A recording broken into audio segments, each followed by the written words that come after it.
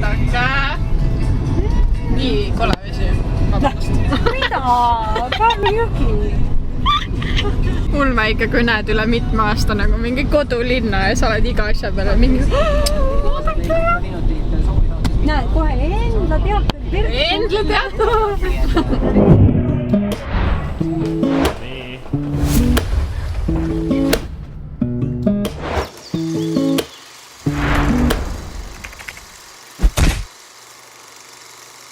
Tere, sõbrad! Täna on 20. juuni.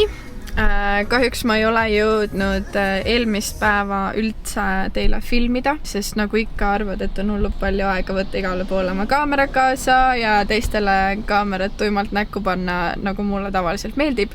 Aga on olnud siuke ülimõnusad esimesed 2 päeva Eestis. Suht siuke sisseelamine, et mul alles nüüd täna peal teist nii-öelda ööund on alles tunne, et ma sain üle enda jetlagis, sest et muidu mul oli lihtsalt igal pool, kus ma kõndisin, mul oli kogu aeg tunne, nagu mu maa lihtsalt lainetakse all, nagu kogu aeg oli räige merehaigus. Ehk siis ma olen nüüd puhanud. Ülehomme hakkan sõitma Pühajärve Jaanitulele ja seal oleme 1 päeva ja teise siis lähme Saaremaale ja praegu olen 5 minuti kaugusel enda õe korterist.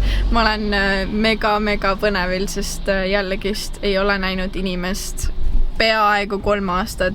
Ta on vahepeal lõpetanud bakalaureuse, vahepeal võtnud endale koera uue elamise. Ühesõnaga lõpuks saad nagu näha inimesi enda oma pere. Mega huvitav oli see, et käisin sõbrannadega ühel väiksel siuksel privaatfestivalil. Ma sain aru, et vau, et ma tunnen ennast suht nagu must lammas eestlaste keskel, sest et nagu stiil Austraalias on suht palju muutunud ja ma ise tunnen, et ma paistan nüüd kõigi teiste seast täiega välja lihtsalt sellepärast, et ma riietun nii teistmoodi. Tunnen igal pool, et ma täiega nagu, ma olen teistsugune.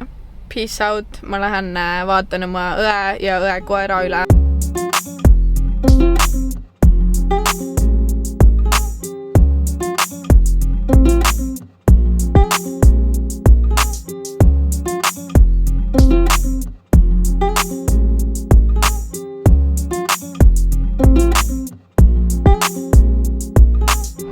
Juba või? Kuhu me lähme, Ragle?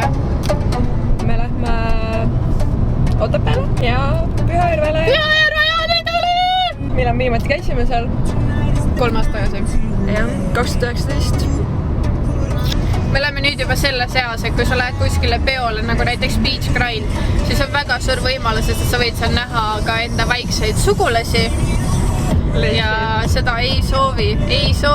Nagu mõtlen 18-aastased on meist 5 aastat nooremad.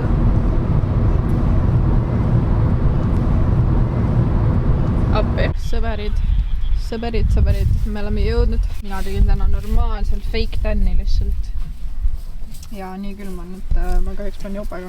Probleem on selles, et me jõudsime siia Pühajärve alale ja kui eelmistel aastatel me oleme saanud ülilusasti otse põhimõtteliselt peoala kõrval oma auto parkida, oma telgi üles panna, siis see aasta armas neiu Raglamaide ei soovinud mulle öelda, et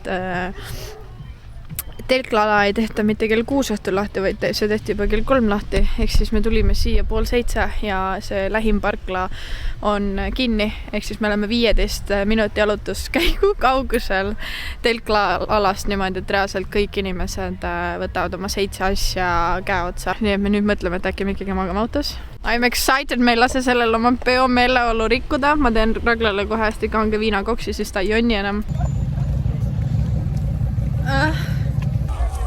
Ragle! Haige. Ma tegin telgipakist lahti ja ma alles nüüd sain aru, et emme andis mulle ühe inimese telgi kaasa. Me juba mõtlesime, et hakkame puhuma. Oi. Mida? Mul on täiesti kaine tunne. Neiu jõi ainult ühe siidri. Mõtlesime, et arvutame välja palju Austraalia standardjookid järgi võib juua, et minna rooli varsti ja ühe siidri pärast on 0,5 või. Tuksis sinuga? Tuks. Pigem ei tohi rohkem või?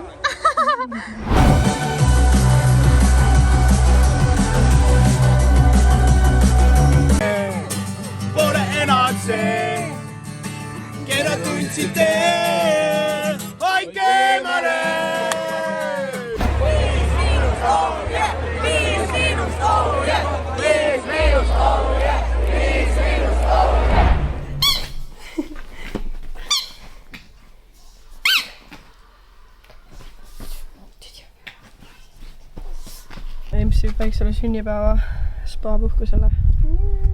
Smuugeldame koeraga kaasa.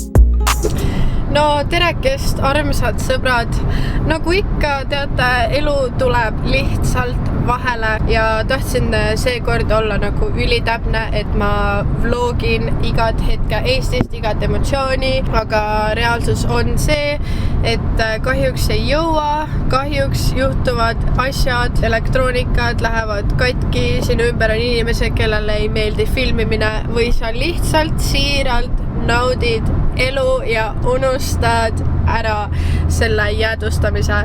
Fast forward, Eestis on mul veel jäänud 10 päeva. Uskumatu, suht kiirelt on läinud see aeg, mul on olnud nii lahe ja ma reaalselt teeksin praeguse seisuga pea, et ükskõik mida, et siia kauemaks jääda, aga kahjuks piletid on lihtsalt nii kallid. Jaanipäev venis jõhkralt pikaks.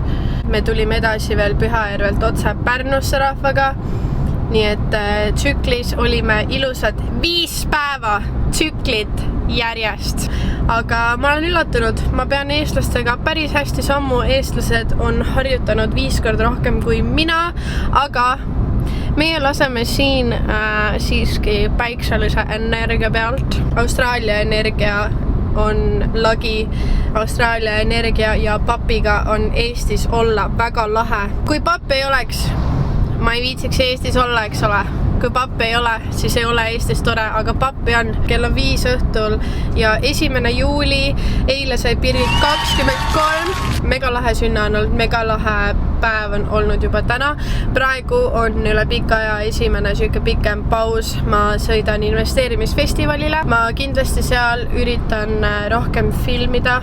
Mul on tegelikult täiega ägedaid mingi droonivideosid asju. Et ma arvan, et suht hea ülevaate saan siiski Eesti elust, aga mitte nii spetsiifilise, kui ma oleks võib-olla seda soovinud. Võtan teid kaasa investeerimisfestivalile ja näeme seal!